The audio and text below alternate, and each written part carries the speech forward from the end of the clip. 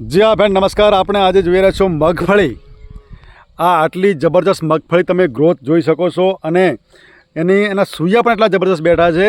તો આવો આપણે આ ખેડૂતને પૂછીએ કે આ મગફળીમાં શું શું એને ઉપયોગ કર્યો છે અને કેટલા વર્ષથી ઉપયોગ કરે છે.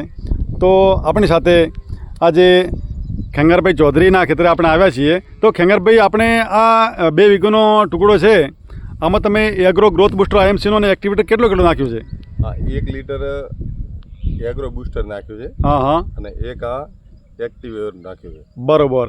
હવે આનાથી હું તો 2-3 વર્ષથી નાખું છું. બરોબર. IMCની એક તો ઓર્ગોનાઇઝ છે, બરોબર, કેમિકલ વગરની છે અને એનાથી મગફળીના દોણાની અંદર વજન વધે છે. બરોબર. અને ગ્રોથ ઘાસનો પણ જે ઉપર જે આવે, બરોબર, છોડનો ગ્રોથ પણ વધે છે. સરસ. અને લીલીછમ રાખે છે. બરોબર. અને બહુ સરસ IMCની આ એગ્રો બૂસ્ટર છે.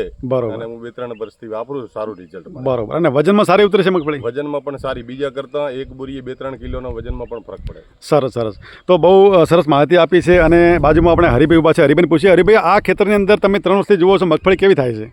મગફળી એકદમ સારી થાય. બરોબર. તો પછી આ એગ્રો બુસ્ટર અને એક્ટિવેટર દરેક ખેડૂતને નખાય ના નખાય? નખાય. બરોબર. તો આ નાખવાથી આપણે ખેડૂતને પૂછ્યું, એના રિઝલ્ટ સારું મળ્યું છે. તો દરેક ખેડૂતોને જાણ થાય કે આપણા ખેતરની અંદર કેમિકલ મુક્ત ખેતર રાખીએ અને એનાથી પેદાર પણ સારી મળે છે.